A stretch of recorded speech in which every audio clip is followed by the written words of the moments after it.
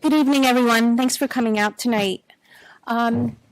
We're starting a little late, and I apologize for that. Once a year, we vote on our budget, and prior to that, we have a meeting with the governing bodies from the two townships. And so that's what happened before we came to this room tonight and why we're a little bit late.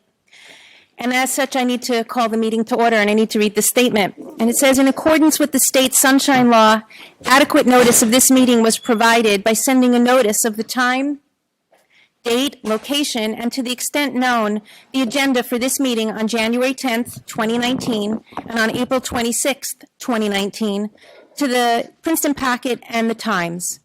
Copies of the notice also have been placed in the board office and in each of the district schools on January 25th, 2019, and on April 26th, 2019, and sent to Plainsboro and West Windsor Public Libraries and Plainsboro and West Windsor Township Clerks on January 25th, 2019, and on April 26th, 2019. So we have our public hearing on the budget, but we're going to just take a little bit of a detour. We have a student representative from High School North who is not on the agenda, but in the hopes of letting her give her report and get back to whatever schoolwork she has, we're gonna turn it over to her for her quick report. Good evening. My name is Sonia Manloy, and I'm a junior at West Windsor-Plainsboro High School North. I hope you all enjoyed your spring break. Before we left for break, High School North Student Council hosted an event called Mr./Miss North. At this event, seniors were able to show off their talents and were able to raise $1,500 for the Children's Cardiomyopathy Foundation. The week before we left, the freshmen and the sophomores took the NJSLA exam. Coming back from break, the juniors and seniors are now getting ready for AP exams, which begin next week. This Friday, May 3rd, is Freshman Friday, which is a day where the freshmen will spread their school spirit.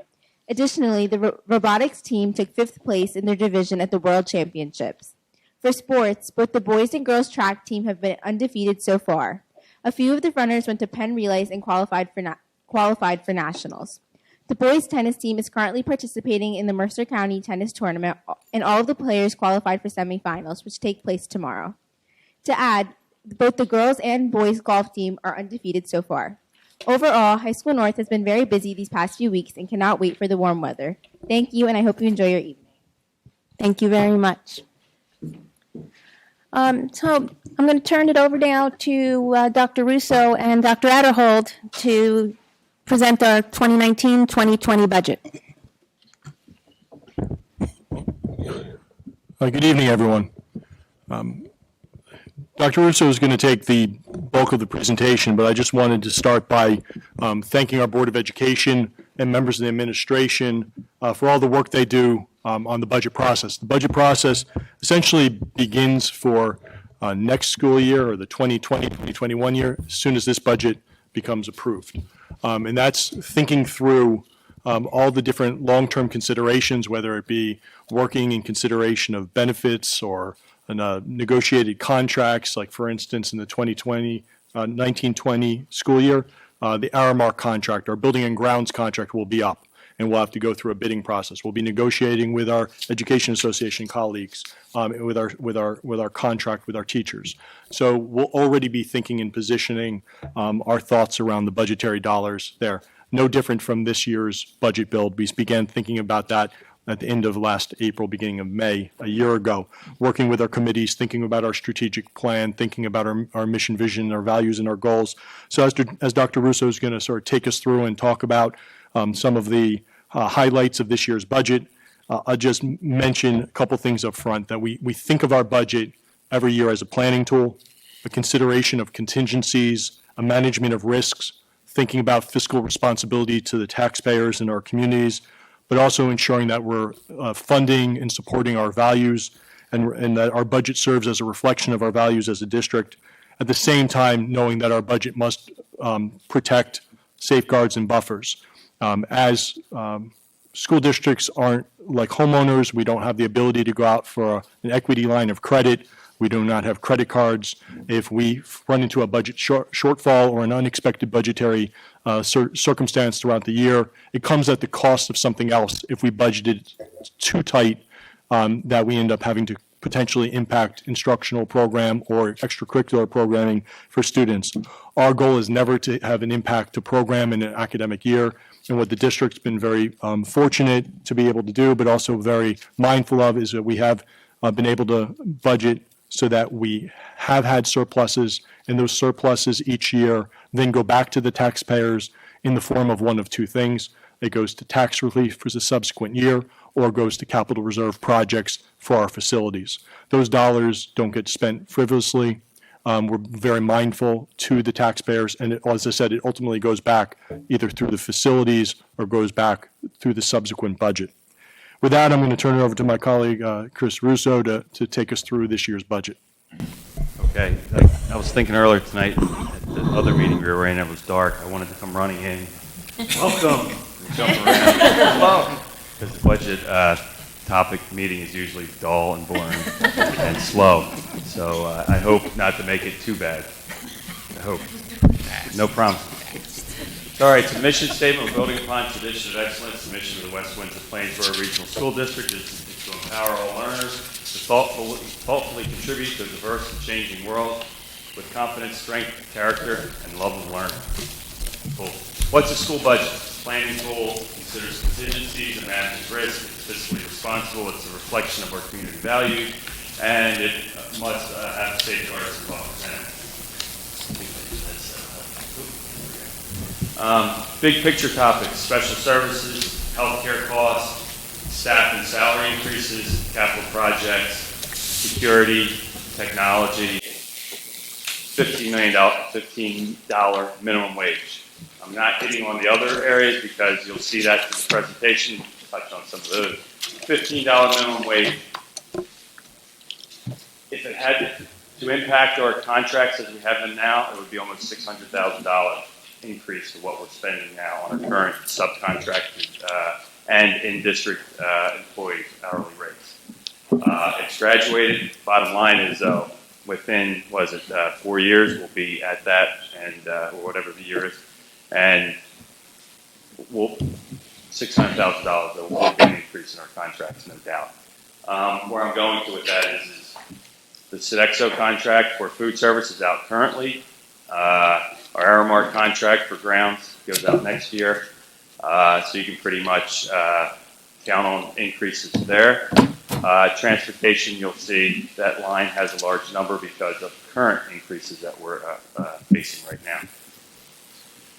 Okay, so one of the things here, we like to compare ourselves to Princeton, Montgomery, and Hopewell Valley, districts of similar quality and success.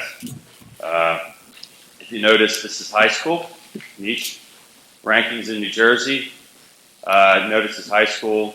South is the highest in this category. North is second highest in this category of the districts we compare ourselves against.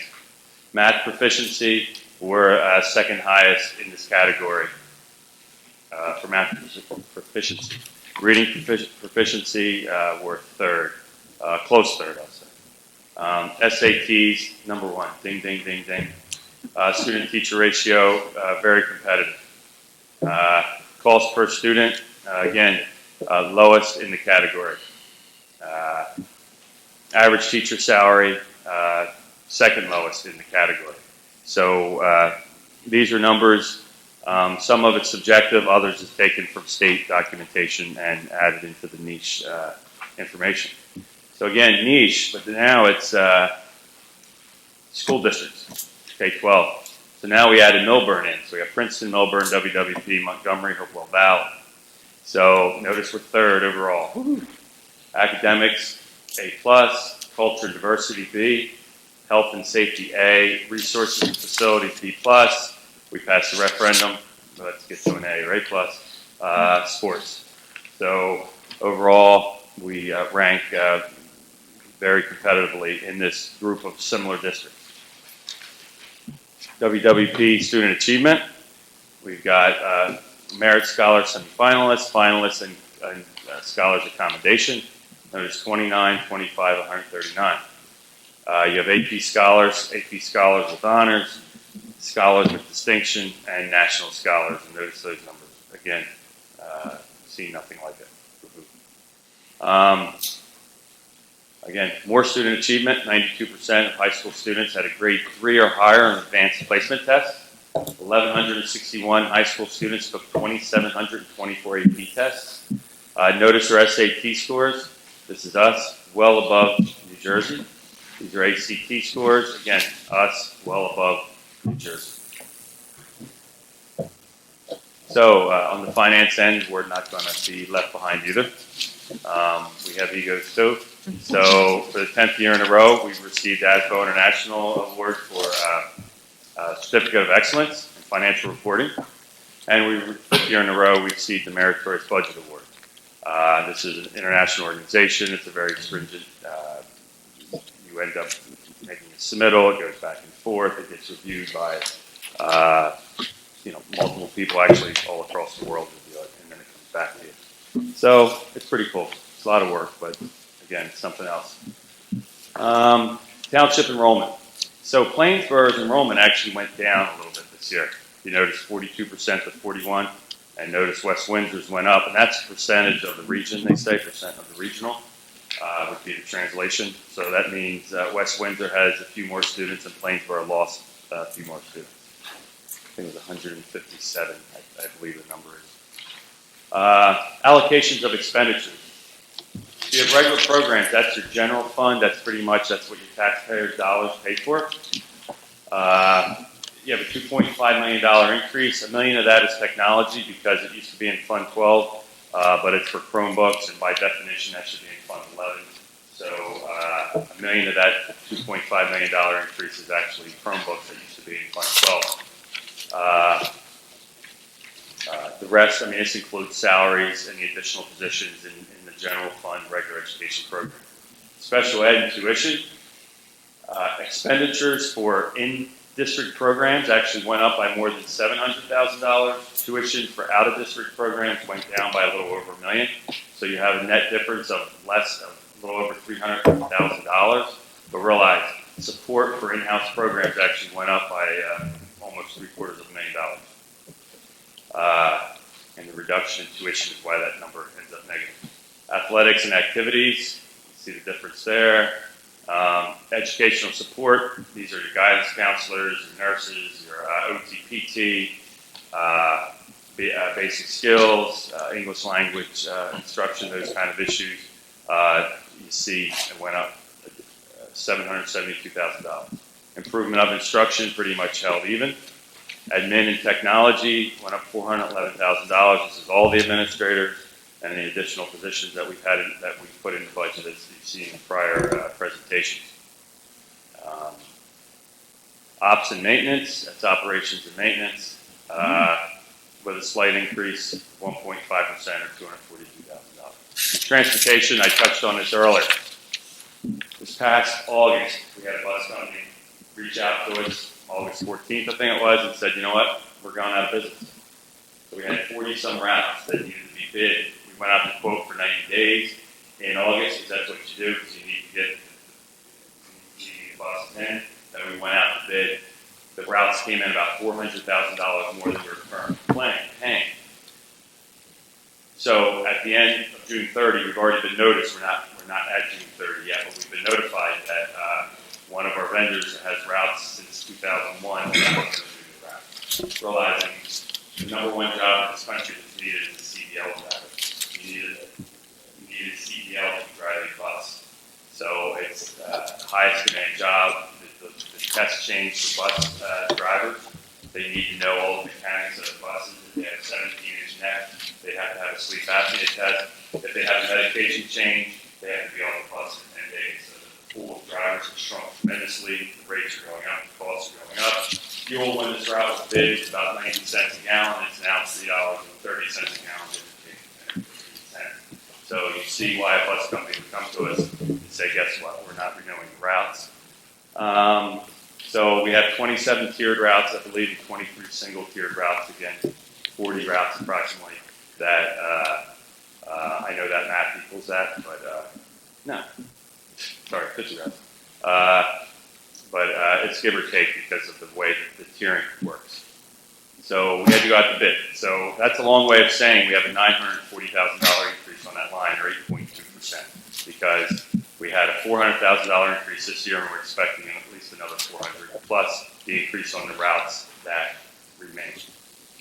Benefits, we see a modest increase of 4.5% or $1.4 million. Capital outlay, the difference here, this is part of town center and part of Hall. So that's why it was $45 million and now it's down to 20. This is other projects and the remainder of town center and Hall that get budgeted again. I'll go over what the other projects are. $1.836 million. I'll get to that in the next slide. Grants and entitlements, pretty much the same thing. Debt service, notice the difference. This difference is made up. We said there would be no tax increase due to the referendum. This money's coming out of capital reserve. Capital reserve and additional state aid of $220,000.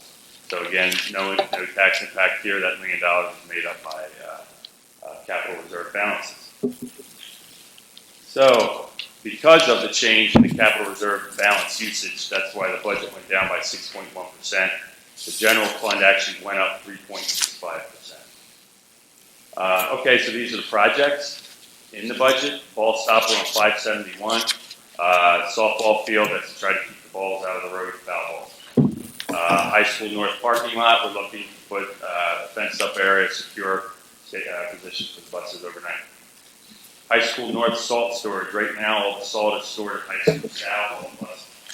All the trucks have to come from both communities in South and then go back to the schools to spread salt. We're looking to put one at North, and we're looking to put one at Village. High School North roof restoration, lock hardware replacement, roof coating at Grove Middle School. This was to be done in 2 more years. We want to do the final 2 years in 1 year because we're going to have expansion going on, and we want to get that out of the way so we're not held up for 2 or 3 years out. Again, salt storage at Village, Airedale repair, say that. At Dutch Neck, that's the air conditioning unit, ventilators. Dutch Net exterior doors, $93,000. That's the 1.836 that I mentioned.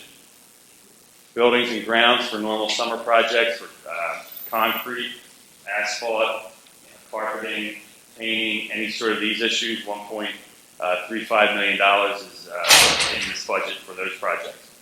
So carryover projects from 18-19. This is what's left on the town center and Hawk projects. Other outstanding balances from like turf balances haven't been liquidated, those kind of issues, plus the 1.83 was 3.1 million. I take back. 3.1 million is 1.3 plus 1.8. That's why you get the 3.1. So the total capital projects that are actually in the budget are 21,093. Allocations of revenue. Tax levy. We're looking for a 2.45% increase. This is 2% tax levy cap plus additional $728,000 for spending growth limitation adjustment for healthcare. That's a mechanism in there that covers for a healthcare increase. Notice I mentioned the increase of 1.4 million. We're asking for about half of that in an adjustment. So we're able to do that. We're actually leaving an additional 1.4 million of additional spending authority on the table. We're not asking for it. That we can move that forward. It becomes bank cap. So we're only asking for half of our additional spending authority. Miscellaneous income. We're budgeting additional banking interest.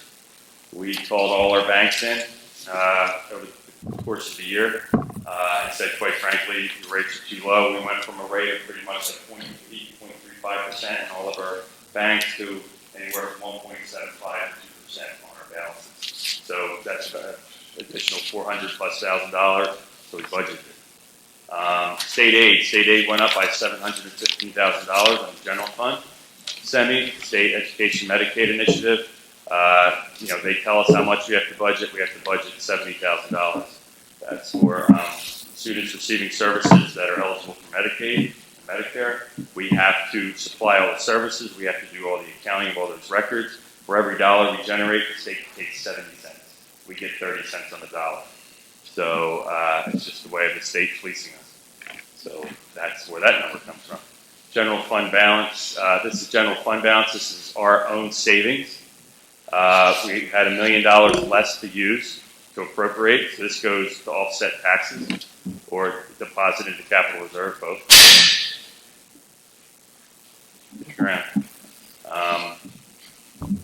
So capital reserve withdrawal for local share. Again, the 1.86 million. Remember last year, 21,535,470 was Town Center, Hawk, and the turf projects.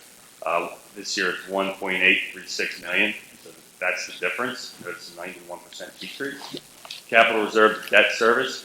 Again, this is where we're using our own balances to offset the increase in the debt service. We said we would do that during the referendum, and we're doing it. So this is the use of our fund balance. So see, it says balance is used. Grants and entitlements, pretty much level. Debt service, this shows up because this is actually what the debt service number is. It's just a mechanism in the software. It shows up this way. This difference is created by capital reserve, an additional $220,000 in state aid and $126,000 in fund balance in that line that are offsetting the additional capital reserve amount required. 6.2% decrease, but again, that's because of this number right here in the capital reserve withdrawal. So general fund budget goes up 3.65%. So review of budgets over the years. In 0809, tax relief, this is the budget balance designated to for subsequent years' expenditures, $5.3 million. The budget had a 4.3% increase, and that was your state aid number back then, and the budget went up by 3%. So notice the percent increases, notice the budget over budget increases, notice the state aid, how that's changed over the years, and how much fund balance has been used to offset appropriations. Basically what that means is you're using your savings to offset what you're spending money on. So notice 1920, we have $7.6 million total to use. The budget decreases by 6.1% because of the reduction in capital reserve, Town Center and Hawk. Notice the state aid is only at 9.9 million, but again, it's going back up, and the tax levy increase is 2.45%. Taxpayers Guide to Educational Spending. This is a document the state puts together based on audits. This is not us. So what I really want to point out here, look at 0203. Notice Hopewell Valley, Princeton, and Montgomery. We were all spending about the same amount, $10,000. Notice 1617, which is the last actual, meaning audited numbers that they're presenting in the Guide to Educational Spending. Hopewell up by 7,400, Princeton up by 7,000, us up by 2,700, and Montgomery up by $6,450. This is on an average cost per student. So this is the cost per student to educate a child. Budgetary. Final two slides so you can relax. It's almost done. Plainsboro. The budget would increase the tax rate to $1.50 per $100 of assessed property value for an increase of 2.9 cents. For the home assessed at the township average, this would be an increase of $114. For the owner of a home, a township average of $449,715. The estimated tax bill would be $6,777.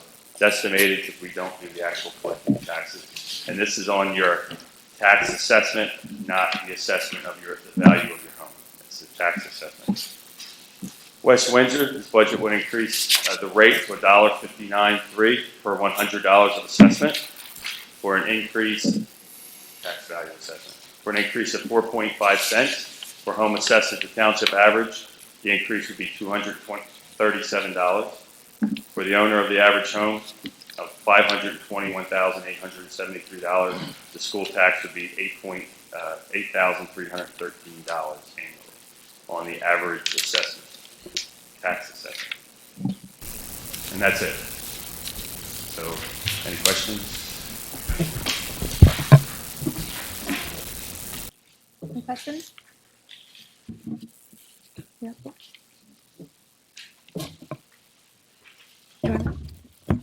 Okay.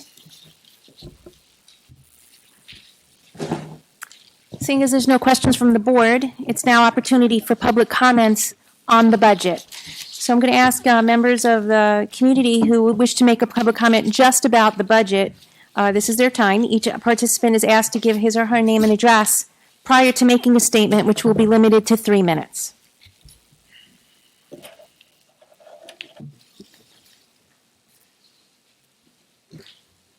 Okay, doesn't look like there's any public comment, so we'll close that. And we're going to now move ahead and vote on the budget. So I need a motion to approve the 2019-2020 budget. Louisa and Tony. Are there any questions or comments from the board? I want to comment that I'm very impressed that Dr. Russo has found so many ways to save money, including getting more interest from the banks and with health insurance, et cetera. So I appreciate that. But I do think taxes are too high, and so therefore I can't vote for the budget. But thank you for all your hard work.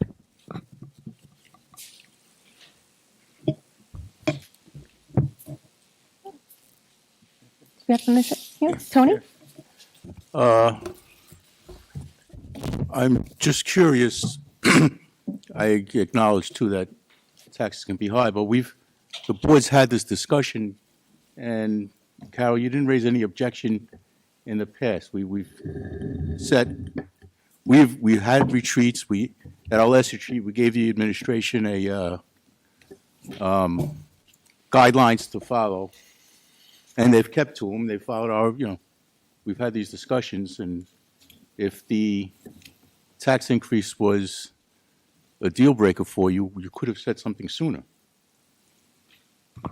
That's true, Tony, but recently I've been talking to some people, town officials, about the development and how it's going to proceed. And I think that we may not have as many new residents as quickly as we think, and so therefore it might not be necessary to hire so many staff so early in the process. They had just told us at our last, when we asked them, that it's proceeding the way everybody had planned. And That's not. Hammett Marath said that next week he will have a meeting where they will find out if their plan was approved. Well, but isn't it true, though, that the budget is, the increases in staff are being proposed to address the issues that we currently have? We're not adding in staff for students that aren't here. The additions to staff are to deal with and address the current situation. Am I correct, Dr. Russo? Or Dr. Adderhold?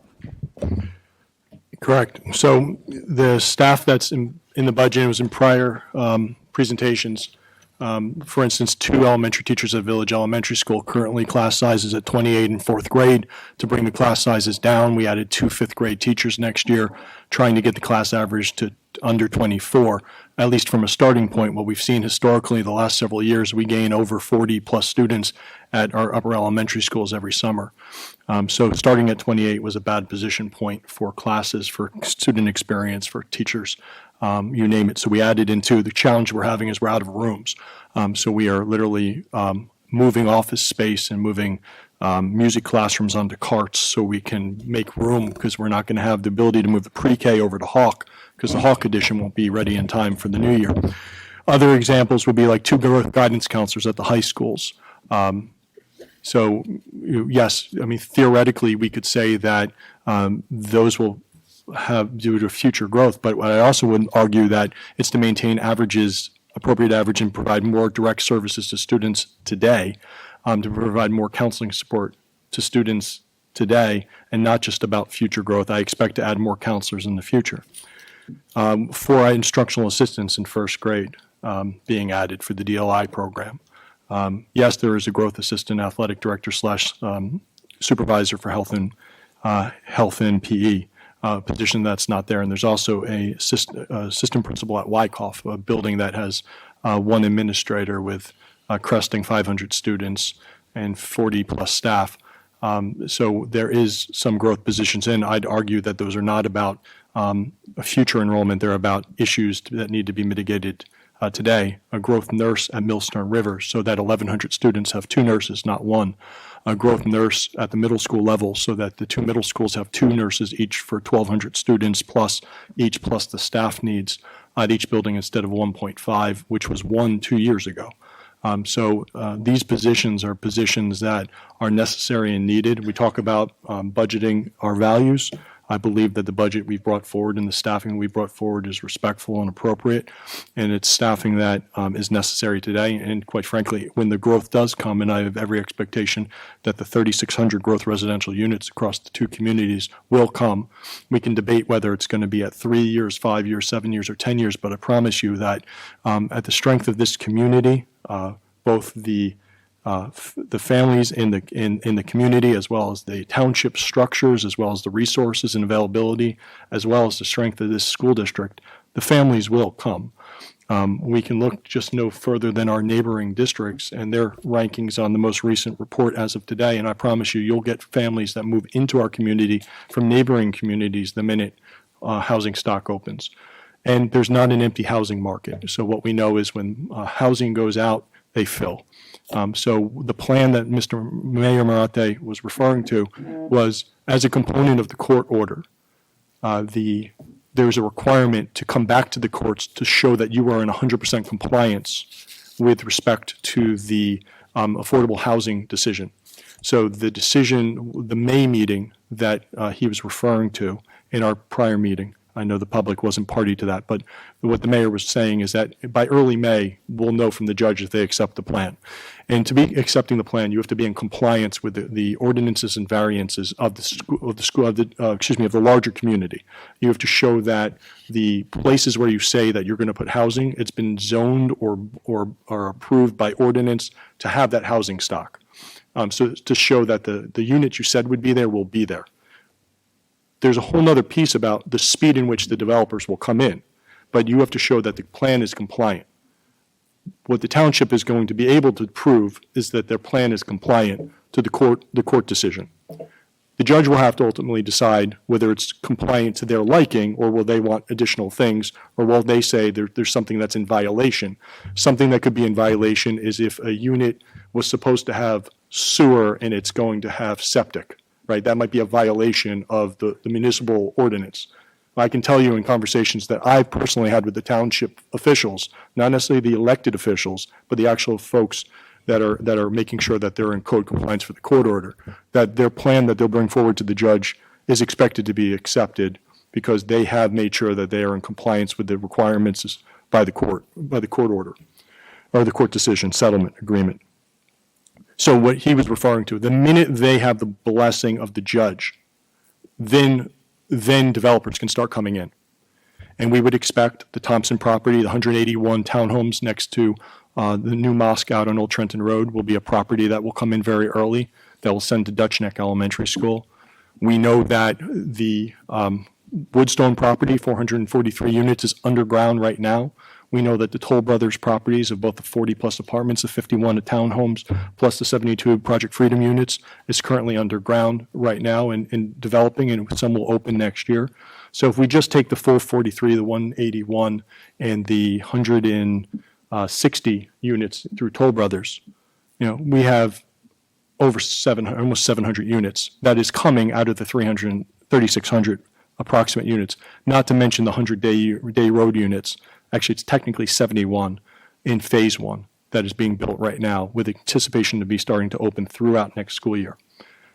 So they're coming. The speed of which they rent, the speed in which the market share can take, is a question that politicians will debate to show that the impact's not as great as that might be said. It also could be such that they also have not been taking any proactive steps to increase fire service, police service, any kind of public works, any kind of that. So it's easier to say that the school is overbuilding too fast. But what I would argue is that we have a fundamental responsibility at this table to ensure that we can maintain and not only maintain, but ensure an excellent education for the residents and the students of this school district. You cannot maintain excellence through overcrowding. There will be impacts. We're feeling impacts bubbling through the system. We have no rooms at Village. We have no rooms at Community. We're over 95% capacity at any given period of any given day throughout our buildings. We need the space. The space is well justified. I'm not going to go and fight the referendum. We won the referendum 60-40. Right? The reality is we're building. The question is how fast do you fill it? The board will have to ultimately make the determination whether or not they sit with empty classrooms with overcrowded classrooms at the same time. That's a board decision for the future. The staffing that's brought forward in today's budget is about needs of today.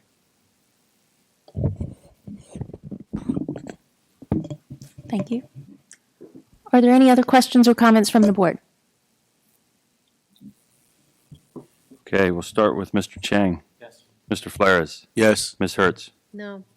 Ms. Ho. Yes. Ms. Krug. Yes. Mr. Whitfield. Yes. Mr. Zhang. Yes. Ms. Juliana. Yes. Ms. Case. Yes. Well, that closes our public hearing on the budget. And I'm going to turn it back to Dr. Adderholt for some more comments. So I wanted to recognize two individuals in the room. Standing at the camera, pointing right at me right now, is our new district videographer, Ty Jenkins. Ty, welcome. Ty joins us from the Air National Guard, where he served our state the past nine years. He brings with him a background in web design, photography, and videography. And we're thrilled to have him join. He just joined us yesterday, so day 2, and he's already out at a night meeting. So Ty, welcome. Right. Yeah. You can do a selfie for the camera if you want. But I'm also sitting right behind Ty. I want to just recognize Louis Nazaro. Louis has stepped in, as many in this room know, that we had a tragic loss of a colleague in Jamie Watson's passing. Louis stepped in and helped us out immediately with videography needs. He works within the district, within the technology team, and has a passion and background in videography and jumped right in to support us. Not just us, but this position is a shared position and a shared service agreement with both townships and the school district. Each pays a third.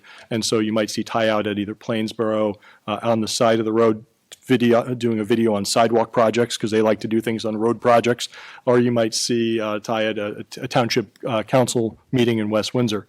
But Louis and the tech team and Rick Cave and Harry Doctor and all others really jumped in and gave tremendous support. So Louis, I want to say thank you to you for all your help during these past couple months.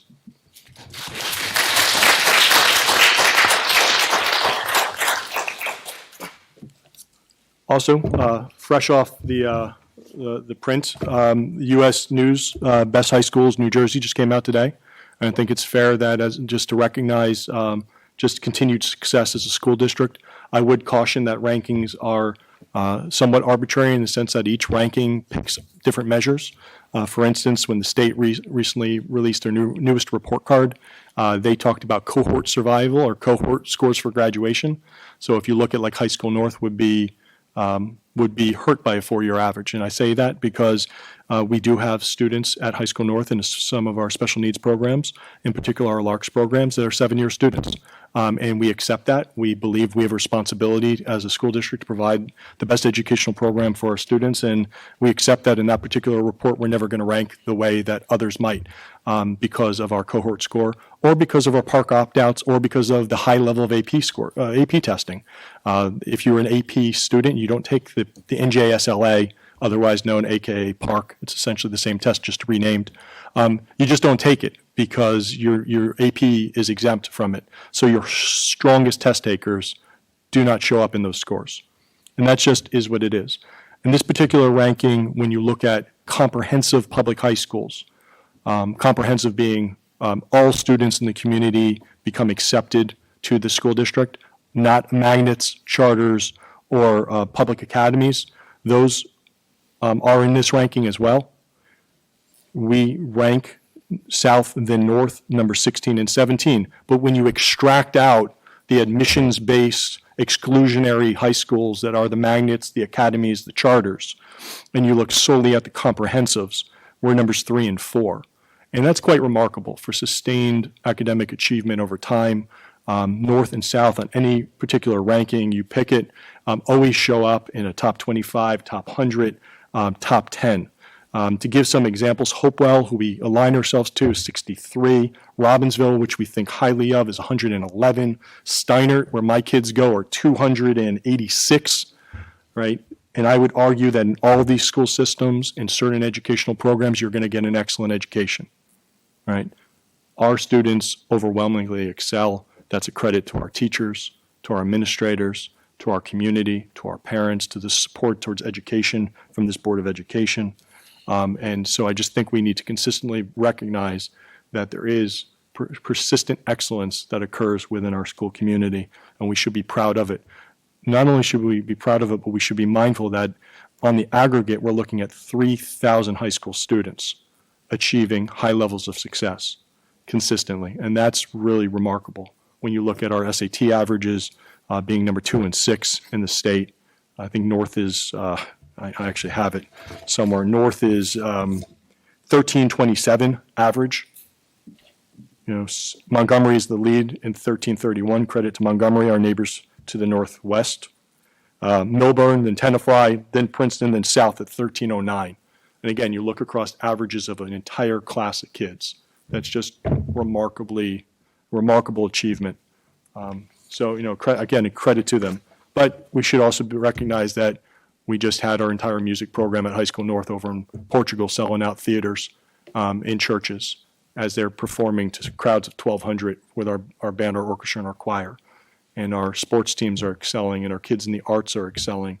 And so we really work hard to make sure that every kid's known and every kid has a place and a home within our programs. So again, credit to our staff and to our students. Right.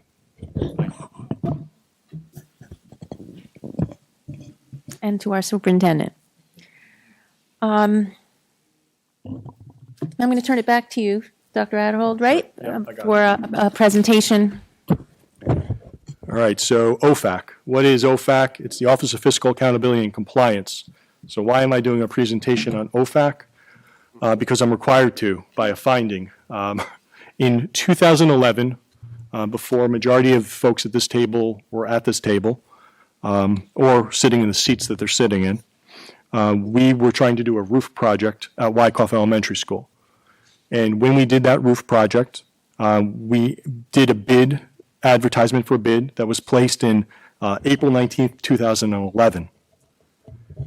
Okay, so where this comes from is that there's something called ROD grants, regular operating district grants, and when you submit for reimbursement, what often happens years after completion of a project, for the reimbursement for the state share of those projects, there's a checklist that they go through. And if any part of the checklist gets flagged, it gets sent to OFAC, the Office of Fiscal Accountability and Compliance, to do a review on what was flagged. In this case, a bid advertisement was done appropriately. At some point during that advertisement, there was a decision to do an amendment to the posting. And when you do an amendment to the posting, that has to be up for 10 days. 10 days. The day you post does not count. In the counting, the day that the advertisement was posted was counted.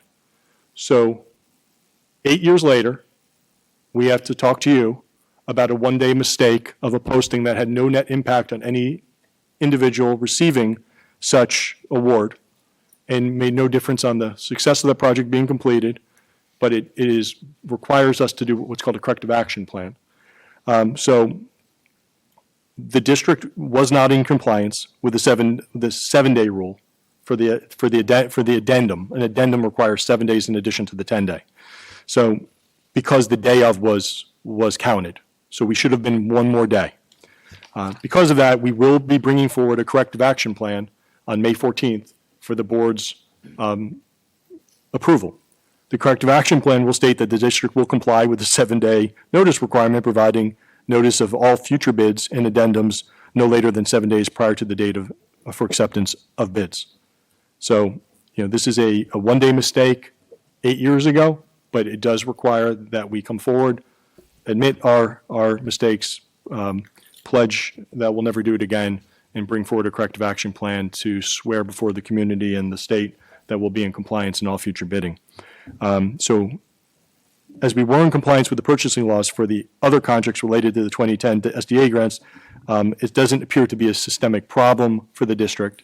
It just seems to be a one-time oversight from everything we can tell, and that we'll just work to ensure that more diligence is paid in the future with all the different bid plans and bid structures we'll be going forward with through the referendum process to ensure that we're complying with the appropriate rules that govern the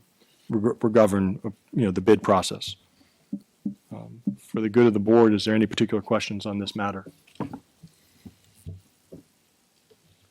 Hearing that, just a reminder that on May 14th, there'll be a board item to accept the corrective action plan. Again, the corrective action plan in this case is very straightforward and saying that we'll be in adherence to the bid timelines.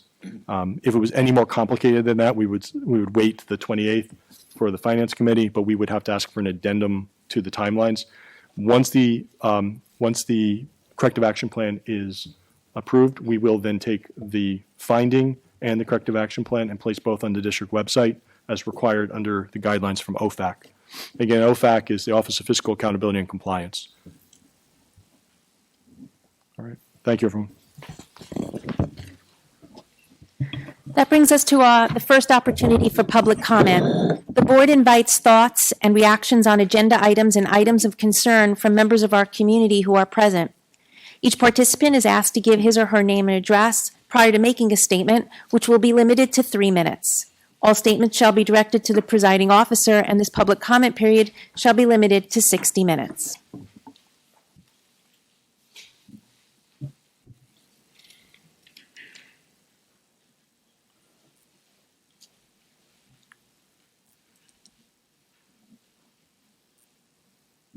Good evening. My name is Bruce Samastrelli, and I'm the president of the Teachers Association here in the district.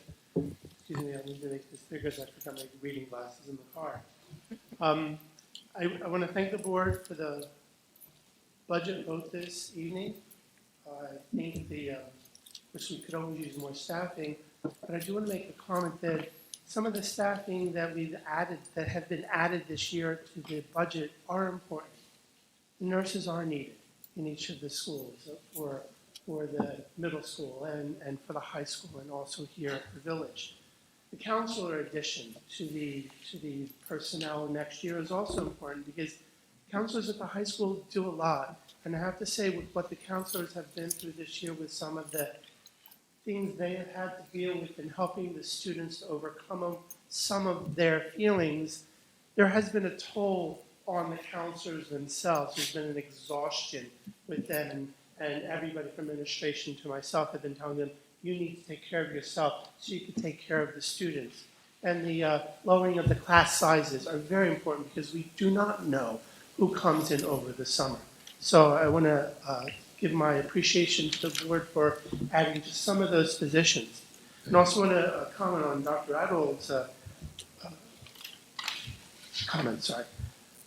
Your comment on rankings is true. Just as we say no student is a test score, no district is a ranking. However, because I think in our family here we look at our goal of a student-centered education, we have shown not just, as Dr. Russo, you pointed out some of the academic achievements, but I think some of the achievements that teachers are most proud of is the students who grow and develop over the year, and that's something that I think we've been able to develop. I've only been here 32 years, but I know our association is celebrating 50 years next year, and we've been doing a lot for 50 years, and we'll be at the Centennial for Founders Day, and one of the messages we want to share with the community with the little card magnets are great students, great teachers, and great schools, and I think that's what we have achieved here as a family over the last many years. Thank you very much. Thank you.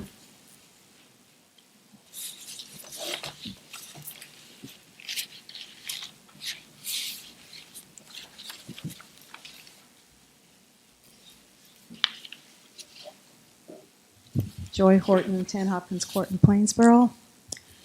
I recently heard from a parent in the Trenton School District that the new high school that they're building there, they're only allowing the children that have achieved a certain grade point average to go to the new high school. And it really broke my heart. One of the things I wanted to say here is let's make sure that we're not just, we focus a lot on the children that are achieving here. There are some children that are not achieving. Let's make sure that we're that district, that we're also going to make sure that the children that are not achieving, we're doing everything in our power to make sure that they're achieving as well. And we don't put restrictions or we don't put things on we don't put placements or things like that saying that, hey, you can't go to the new class or the new this if you don't have a certain grade point average. So I just want to make sure that we're not that district that does anything like that. And let's make sure that we do everything in our power to make sure that those children that are still falling behind, like I said, we put so much emphasis on the kids that have high SAT scores, and we're always talking about the high achieving. Let's make sure that we still do not forget about the children that are not achieving in this district. Thank you. Thank you.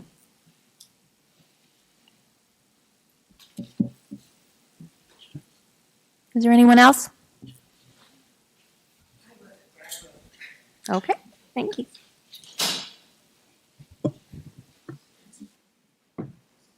Tiffany Cummings, 15 Hampshire Drive, Plainsboro. So I'm only here because my son is a Boy Scout and he has an assignment to do. So that's why I'm here. But one line item on the budget did sort of strike my attention because my oldest son, who recently graduated from high school south, has always been in special ed. So I'm just curious what the justification was to decrease the funds or the expenses into that program. I know it's external from what you had mentioned. You will increase the internal, but any external services have been decreased. So I'm just curious, what justification? Yeah, no, it's pretty much based on out-of-district tuitions, is why there was an overall decrease. The students we're actually bringing the students back into district because we believe we can service them better and provide services better than some of the out-of-district placements. So that's the reduction in the tuition is we're bringing them back in because we feel we can offer a better program than they're getting out of district. Is that consistent with the other neighboring competing schools, or? Yeah, pretty much. What's going on, there's a sort of a paradigm shift with special education. Concept is you can take care of your own better. You can provide services. You can oversee those services. There's also a concept going on out there that some of the private schools aren't providing the program that they used to at one time.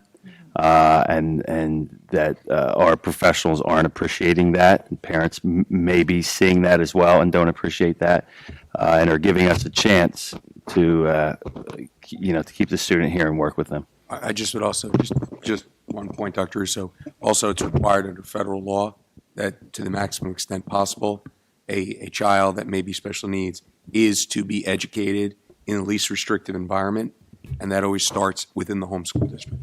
So public schools across the state of New Jersey have been greatly expanding their programs and offerings for special education students. And to Dr. Russo's point, it has resulted in kind of a statewide decrease in placements or dedication of budgetary monies towards those private placements. So it's not a reduction in special ed programming, it's a reduction in money that we may have been paying to outside facilities, Right. because we are now offering those programs in-house. Okay, all right. I only asked because I know some of the parents that I've been very active in the Special Ed Parent Association. I know a lot of parents have vocalized that they couldn't get the services here and they can only get services external. So it's sort of like a red flag. Why are we moving funds out when there is a need to satisfy some needs? Thanks for your. Just one comment and one point of order. Just for those that are in the room and have been in the room, historically we close public comment and then give response. Public comment is very much a public comment. It's not supposed to be a Q&A going back and forth. We're always welcome to talk offline. That was just, but I do appreciate that the answer was provided. So just something for us to be mindful of from the rules of the rules of the meeting. With respect to the formulary component, the other thing to be mindful of is that tuition has to be assigned to a student and has to be specifically identified to the student when it gets reviewed, to a student code, to when it gets reviewed by the county, executive county superintendent and the executive county business administrator. You can't just keep tuition dollars in because you want to. You have to align the tuition dollars to a student, to a program. So when there's less students out of district and those numbers have decreased because there's more students in district, the tuition line has to come down, or you're going to get flagged in an audit or well, not even in your audit. That's why when we submit to the preliminary review of the budget to the county superintendent, they are looking to make sure that we're not hiding money in pockets, that we're not hiding like fictitious students, so to build the budget. So we have to make sure that they're aligned.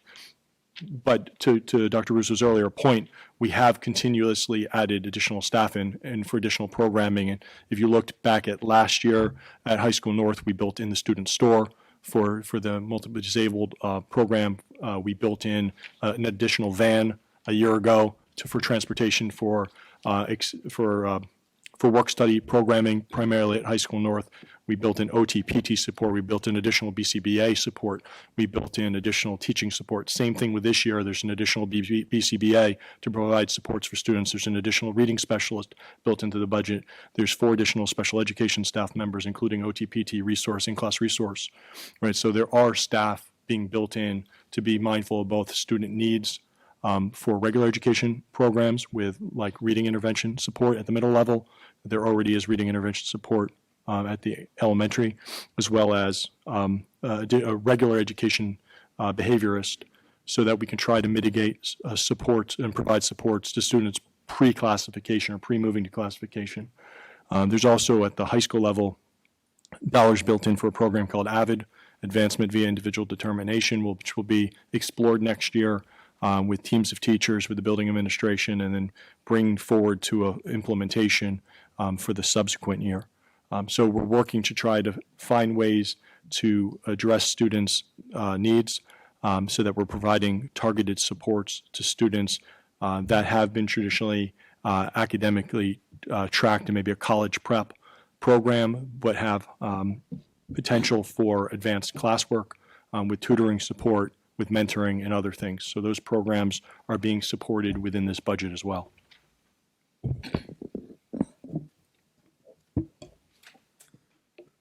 Thank you. We have another public comment. Hi, good evening. Joanne Lasky, Hunt Court, West Windsor. I have spoken to this board on a number of occasions about budgets, often asking for more, often in the form of additional resources for students when I've represented different building PTAs or PTSAs. So I just want to say that, and I don't normally comment once a budget's been presented, but there's been some questions. And I think that as a person who observes a lot of these proceedings, it can be confusing just for, because you guys are in it, but I think it's important to acknowledge that it can be confusing for community members to kind of identify all the different line items. But I just felt it important to share that I appreciate any time a budget is cognizant of student needs. And years ago, I came and I asked you all to visit Millstone because our classes were hitting 26, 27 and in the 4th grade. And we so appreciated the addition of extra classrooms in 5th grade. So I'm glad that Village will be having that same opportunity because at that level, they're still little kids.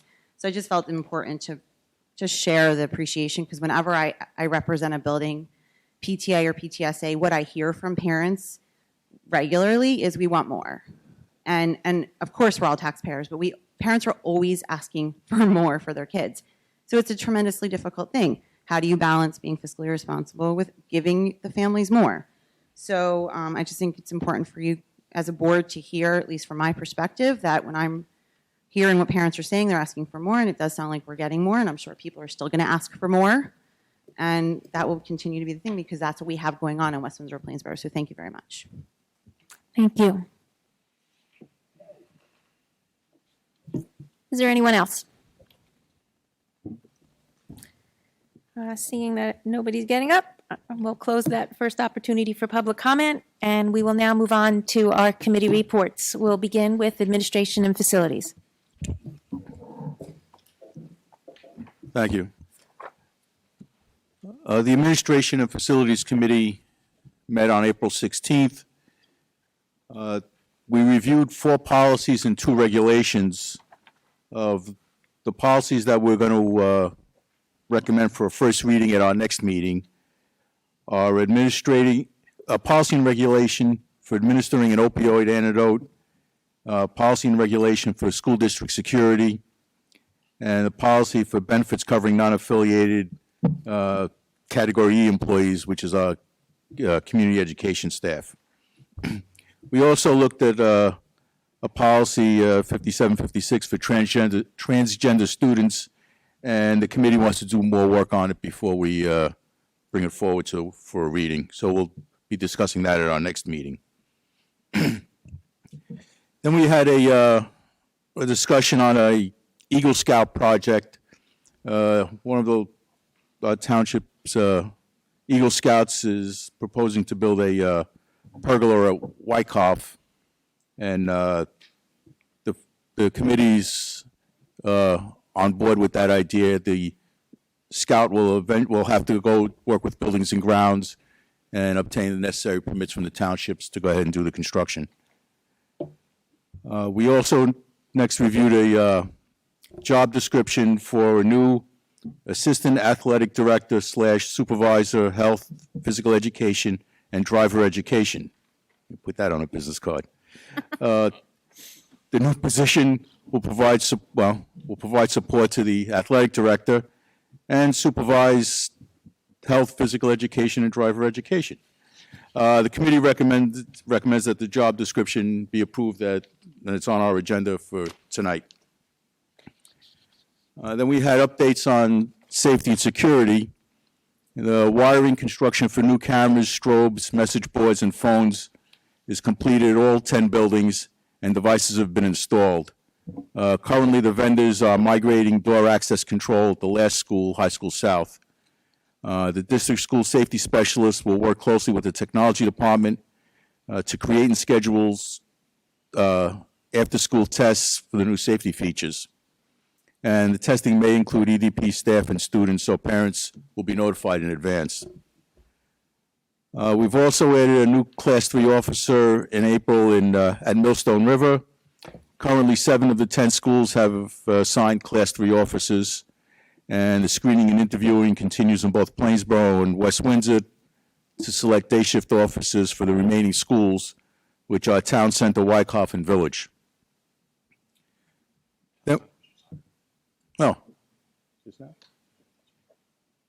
So The comment I made was Town Center was just hired, so the 10th officer was just hired.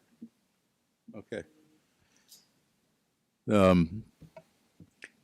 Okay, next is we had an update on the referendum projects.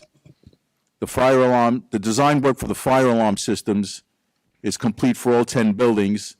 Phase 1 includes Maurice Hawk, Town Center, Village, and High School South.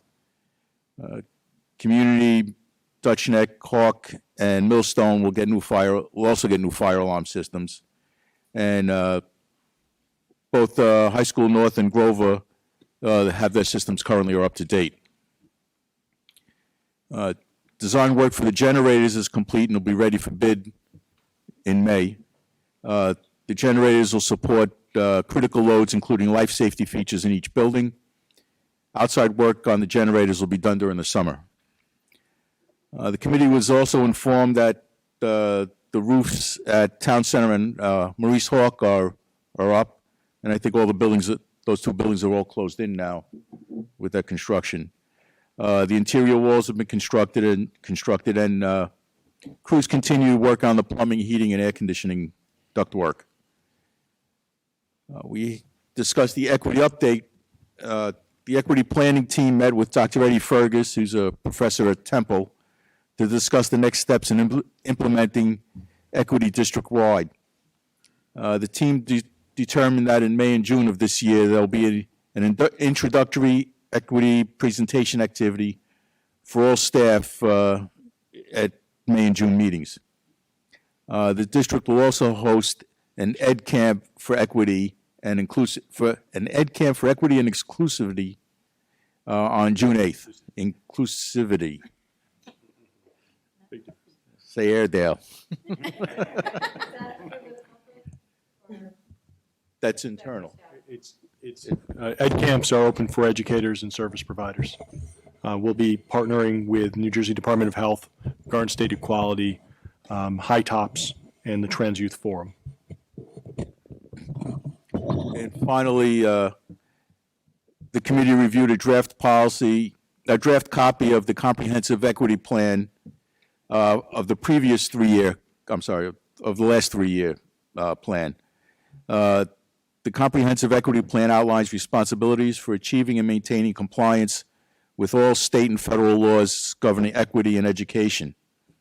The committee reviewed the steps in the process for approving the new plan by June 14th. The final copy will be submitted for review at the next Administration and Facilities Committee meeting, which is on May 21st. Any questions? Okay, time for curriculum. The curriculum committee met on Tuesday, April 16th. We reviewed the data on the reading recovery program. The data shows that the district's success rate is 80%, which is 10% better than the national average. The committee also reviewed reading levels from this past September that showed that the great majority of students in 2nd and 3rd grade who were in the reading recovery program, which is a 1st grade program, continued to show growth in reading and allowing them to successfully access the regular classroom reading curriculum. As we approach AP testing season, the committee reviewed the number of AP courses taken by the time a student graduates WWP. Reviewing the past 6 years of data shows that students are taking an increasing number of AP courses. In 2014, 173 students took more than 5 AP courses. This year, we have 263 students who have taken more than 5 AP courses. We discussed the research from College Board that shows that above 5 AP courses has limited benefits in regard to college completion rates. We also reviewed the recently released Turning the Tide 2 report that recommends limiting the number of advanced courses a student can take. Next, we reviewed the superintendent's recommendation to allow Deborah Cohen, a teacher at Grover, to conduct a research project entitled Developing Students' Skills for the 21st Century, the National History Day Model as Academic Enrichment, to investigate students' participation in the National History Day program. The committee recommends the approval of the job description for the position of Assistant Superintendent for Curriculum Instruction. And the committee also recommends adoption of 3 textbooks for the Biology RC program, a book called Biology Foundation Series, for the Algebra 1 H&A program, Big Ideas Algebra 1, and for AP Statistics, the Practice of Statistics. Committee also recommends approval for 1 student to enroll in an online linear algebra course at the Johns Hopkins Center for Talented Youth for the 2019-20 school year at a cost not to exceed $1,625 plus a textbook fee. And the committee recommends the approval of several consultants to provide services in relation to and funded by the 2019-20 Star Talk Hindi Urdu Summer Program. And we also looked at the approval for the Genesis Education Services to provide system maintenance, including lesson planner for the Genesis Student Information System and all the ancillary other programs that it supports, and secure backup services for the 2019-2020 school year at a cost of $52,877.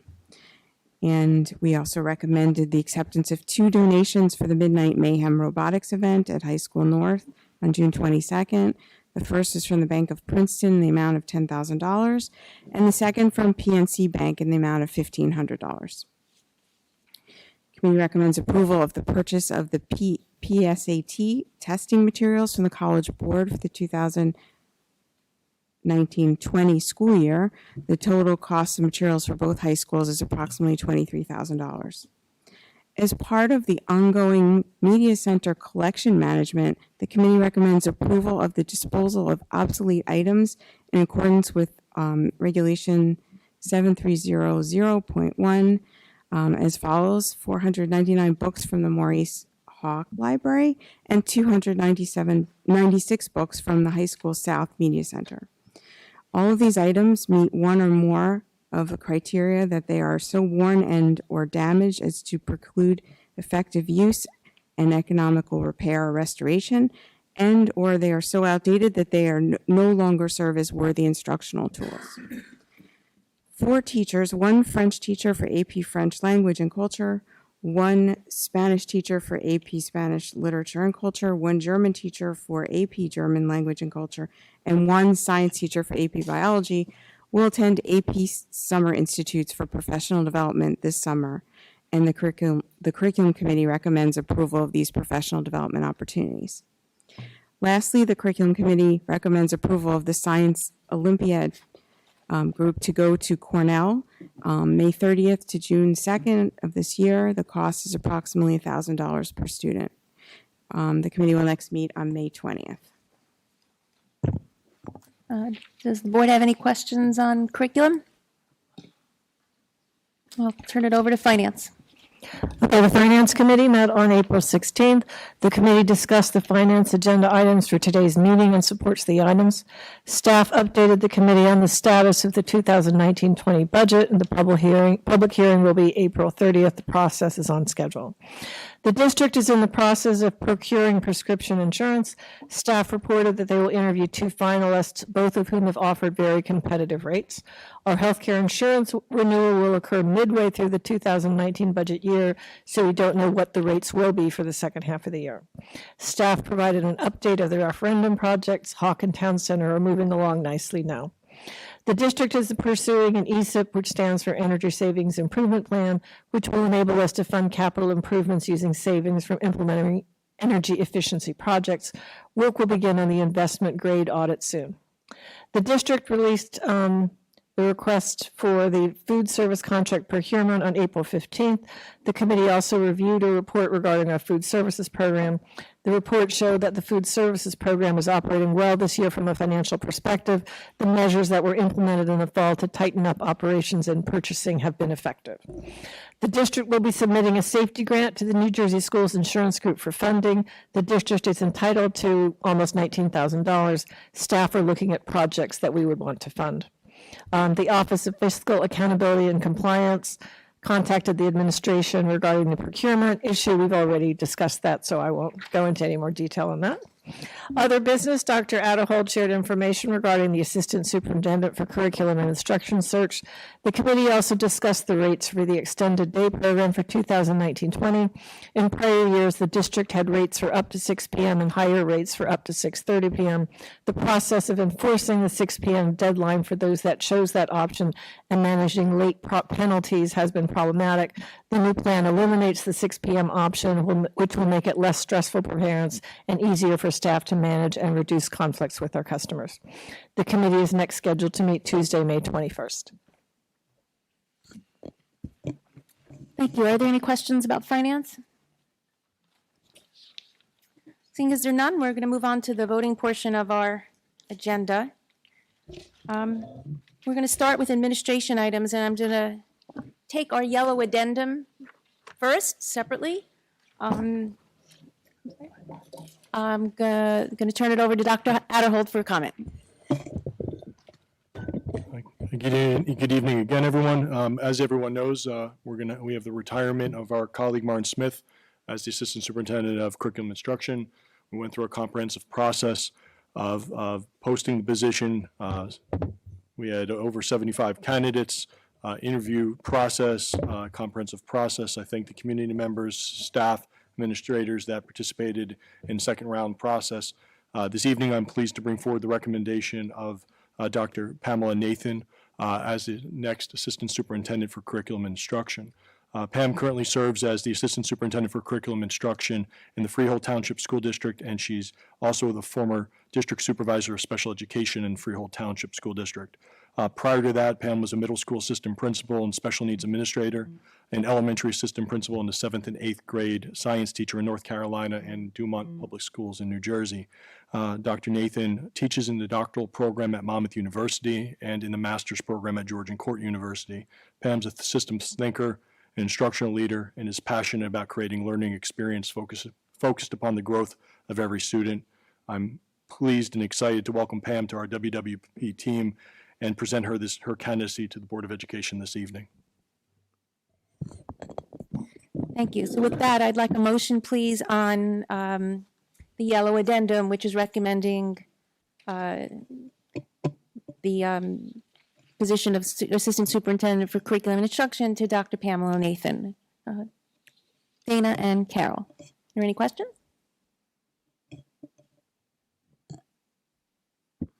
Okay, we'll start with Mr. Flores. Yes. Ms. Hertz. Ms. Ho. Yes. Ms. Krug. Yes. Mr. Whitfield. Yes. Mr. Zhang. Yes. Mr. Cheng. Ms. Juliana. Yes. Ms. Case. Yes. Congratulations, Dr. Nathan.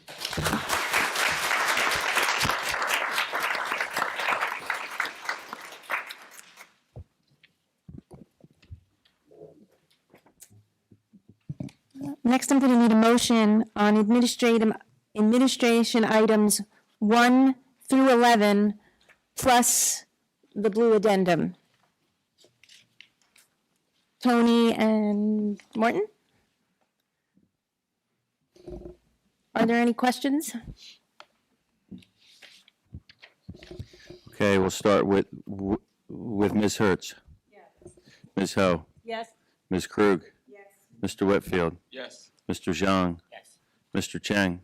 Mr. Flores. Yes. Ms. Juliana. Yes. Ms. Case. Yes. Next, we have curriculum items 1. I need a motion on items 1 through 11. Dana and Carol. Are there any questions on the curriculum items? Okay, we'll start with Ms. Ho. Yes. Ms. Krug. Yes. Mr. Whitfield. Yes. Mr. Zhang. Yes. Mr. Cheng. Yes. Mr. Flores. Yes. Ms. Hertz.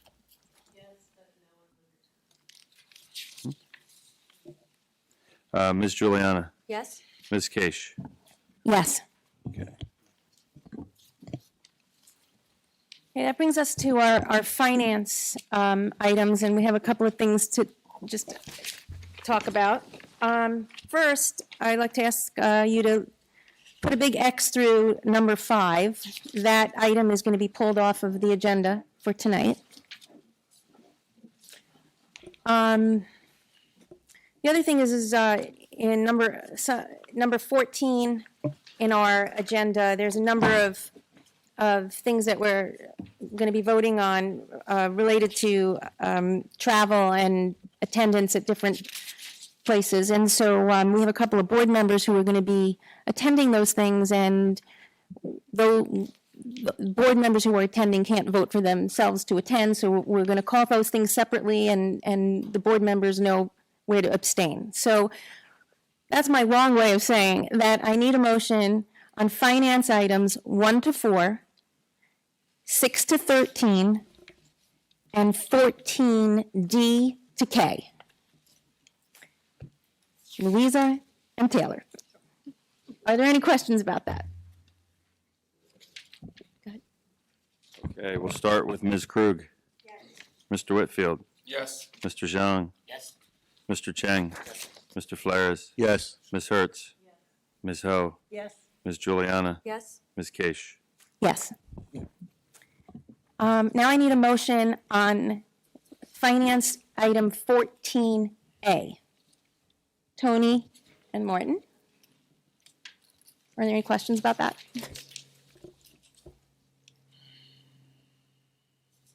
Okay, we'll start with Mr. Whitfield. Yes. Mr. Zhang. Yes. Mr. Cheng. Yes. Mr. Flores. Yes. Ms. Hertz. Ms. Ho. Abstain. Ms. Krug. Yes. Ms. Juliana? Yes. Ms. Case? Abstain. Okay. And last, I need a motion on finance items number 14, B, and C. And that'll be Isaac and Taylor. Any questions? Mr. Zhang? Yes. Mr. Cheng? Yes. Mr. Flares? Yes. Ms. Hertz? Ms. Ho? Yes. Ms. Krug? Mr. Whitfield? Yes. Ms. Juliana? Yes. Ms. Case? Yes. Okay. Thank you. Next is our personnel. We have items 1 to 3 plus the green addendum. Can we get a motion on that? Rachel and Martin? Are there any questions on the personnel items? Okay, we'll start with Mr. Cheng. Yes. Mr. Flares? Yes. Ms. Hertz? Ms. Ho? Yes. Ms. Krug? Yes. Mr. Whitfield? Yes. Mr. Zhang? Yes. Ms. Juliana? Yes. Ms. Case? Yes.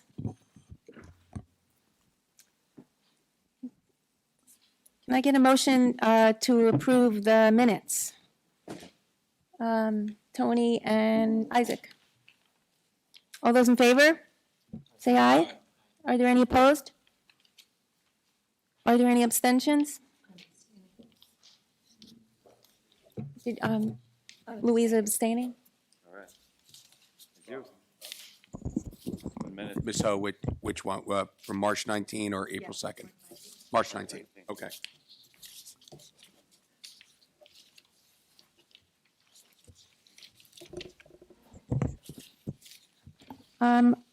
Are there any liaison reports? Do we have any new business? This brings us to our second opportunity for public comment. 15 minutes will be provided at the end of our meeting for public comment. I'll remind you that each participant is asked to give his or her name and address prior to making a statement, which will be limited to 3 minutes.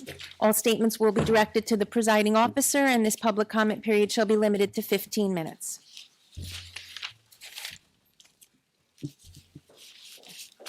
My name is Bruce Thomas Charlie, President of the Teachers Association. Quick comment, kudos on the great Robert's Rules of Orders. Michelle, very good job. I actually wanted to get up here, I wanted to welcome Dr. Nathan. Congratulations, welcome to your family. We look forward to a long, productive career in this family lesson. Just the best of luck to you. Is there anyone else? Well, thank you. Before we move forward, I just want to take an opportunity to acknowledge some of the retirements that we just voted on in this agenda. Penny Bowen, from a science teacher at Community Middle School, is retiring after 30 years in the district. Jean Davis, an elementary school teacher at Millstone River, has worked here for 22 years. Catherine O'Donnell, a health teacher at Grover, is retiring after 25 years with us. Andrea Scaturo, a high school South language arts teacher, is retiring after 18 years in the district. And Denise Shea, math teacher at High School North, is retiring after 33 years in the district. And I want to thank them all for their dedication to our kids and wish them well in their retirement. So typically, our board meets for closed session before this meeting, but today that didn't happen, and so we're going to have to go into closed session now to take care of some things. So, President, and there's some changes to the resolution itself. Do you want me to? Okay, so I'll start, and then you can pick up. Okay. How's that? Thank you.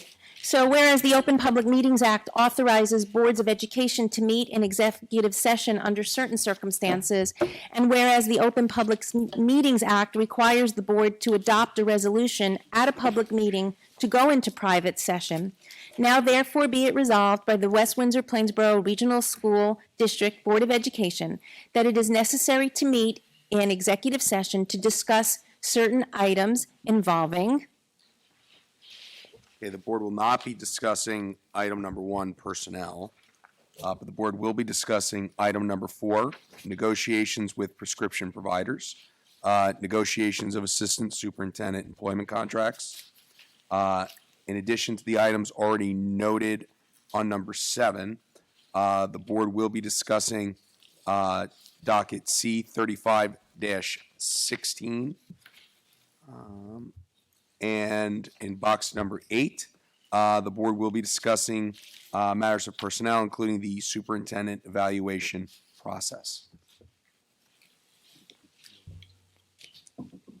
So be it further resolved that any discussion held by the board which need not remain confidential will be made public as soon as feasible. The minutes of the executive session will not be disclosed until the need for confidentiality no longer exists. Be it further resolved that the board will not return to open session to conduct business at the conclusion of this executive session. So we're not going to be voting on anything after our executive session. So you don't need to hang out for us. Are there any other questions? All right, so I need a motion to adjourn. No, motion is exec session. Right. Motion to go into closed session. Oh. Motion to go into closed session, Tony and Rachel. We'll take about a 10-minute break or so, and then we'll meet in the conference room.